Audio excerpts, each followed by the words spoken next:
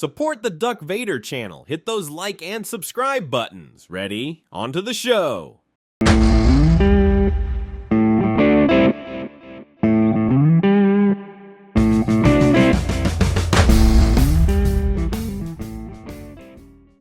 Robocop, a masterpiece of ultraviolence, corporate satire, and police brutality packaged into a single, glorious, steel-plated middle finger to the future. You're gonna be a bad motherfucker.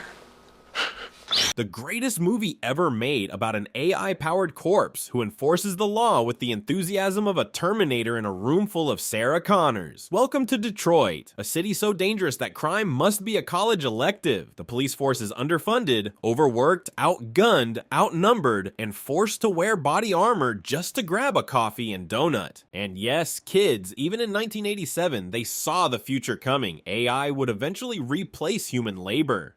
They took our job! And stepping into this hellhole is our hero, Alex Murphy, a man so optimistic about fighting crime in Detroit that you can almost feel his impending doom. He's a devoted family man, a dedicated officer, and fully committed to his duty despite the overwhelming crime and corruption plaguing the city. He also has the charming quirk of spinning his gun like a lethal fidget spinner. All of this, of course, makes him way too pure for this world, which means he's absolutely fucked. Dead man walking. Murphy's new partner, Officer Lewis. She's physically capable and fearless in the face of danger. Lewis stands out not just for her strong sense of duty, but also for her humanity and empathy, which contrasts with the cold, robotic nature of Robocop as he becomes more machine than man. She's tough and no nonsense. Plus, she'll kick your ass and file the paperwork before lunch. Bob Morton, a junior executive and corporate ladder climber who develops Robocop because he snorted too much coke to realize it's probably a terrible idea. Morton is a sharp, fast-talking businessman with little regard for ethics or morality, willing to make tough, even immoral decisions if it benefits his career. He spends his 15 minutes in the movie being an aggressively smug, arrogant asshole. Enter Clarence Boddicker. He isn't just a bad guy. He's a walking, talking, coke-snorting, sadistic murder machine who treats homicide like an Olympic sport. He doesn't just kill people, he enjoys it, savors it, like a fine wine. He spits blood, drops one-liners, Well, give the man a hand! and is basically a rabid dog, hopped up on speed with a twisted personality disorder and a flair for destruction. Meet Dick Jones, the central antagonist, OCP's head of security, and a man whose hobbies include killing subordinates, profiting off crime, and having the most punchable face in corporate history. He's a cold, manipulative, power-hungry individual who represents the epitome of corporate corruption and so cartoonishly evil. He probably kicks puppies and eats babies.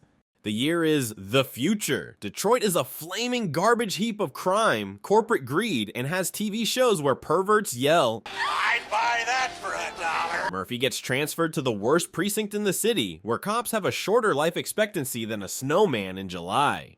There, he meets his new partner, Lewis. Their first call? A gang robbing a bank. Bobby, one of Clarence's goons, screws up royally by burning most of the cash. After getting shot, Clarence, being the benevolent leader he is, asks him, Can you fly, Bobby? spoiler, Bobby cannot, as he is immediately tossed out of a moving van. Personally, I feel this could have been a running gag in the movie. Clarence asks Bobby a stupid question before he's tossed. Can you swim, Bobby? Can you run, Bobby? Can you moonwalk, Bobby? Murphy and Lewis chase Boddicker's gang into an abandoned warehouse because what could go wrong?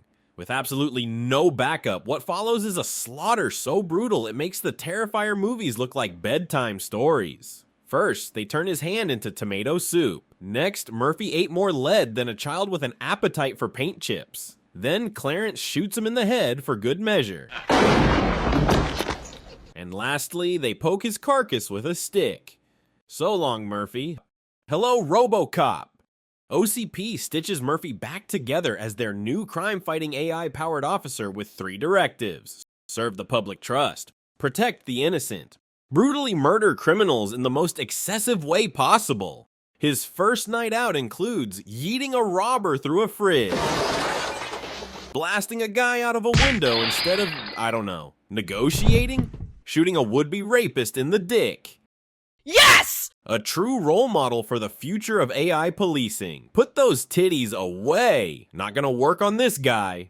Boddicker and his goons are in the middle of negotiating business. You know, just pointing guns at each other, snorting whatever's within arm's reach.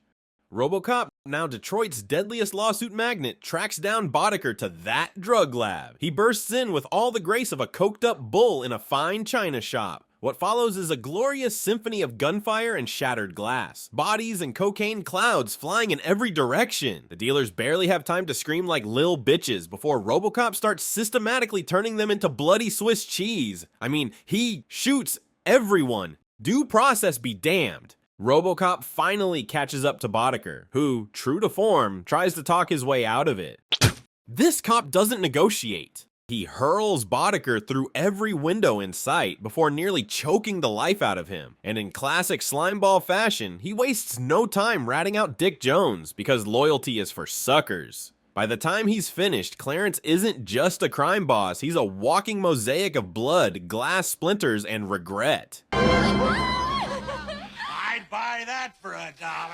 Robocop, being the walking embodiment of justice via gunfire, makes his way to OCP to arrest corporate villain number 1, Dick Jones. Just as he's about to slap the cuffs on him, he immediately malfunctions like a Walmart self-checkout scanner. Why? Because of Directive 4, which turns out to be the ultimate get-out-of-jail-free card for rich people. So Dick Jones spends the next few minutes talking big shit because he knows the only thing stronger than a bulletproof cyborg is a two-tiered justice system. Dick, seeing an opening, does what any self-respecting evil CEO would do, summons a giant malfunctioning gun-happy robot to kill the competition, of course. Robocop, already having a rough day, barely escapes, while Ed 209 flails around like a malfunctioning toaster with a death wish.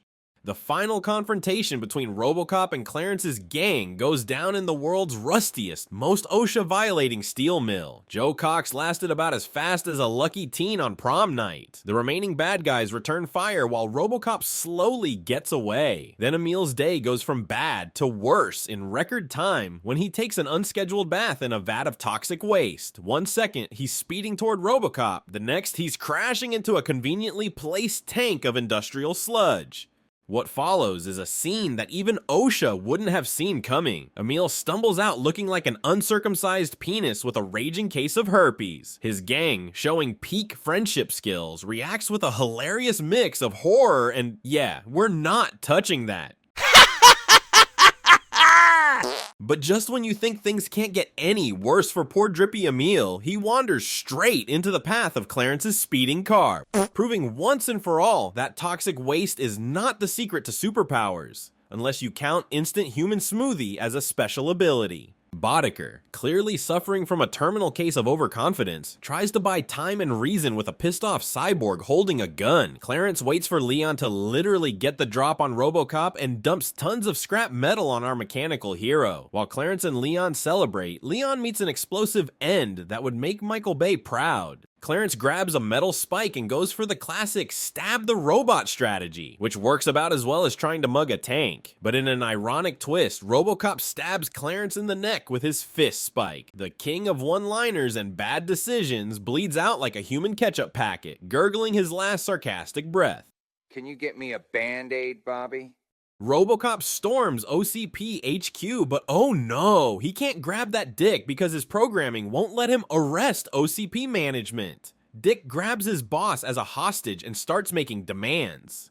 So, the CEO, not looking to stroke Dick's ego, fires him on the spot. The second his contract is void, Robocop gives that Dick an unhappy ending and blows him out the effing window. And here's the thing, Dick Jones's arms look like something out of a Stretch Armstrong nightmare. It is unsettling, unnatural, and absolutely hilarious.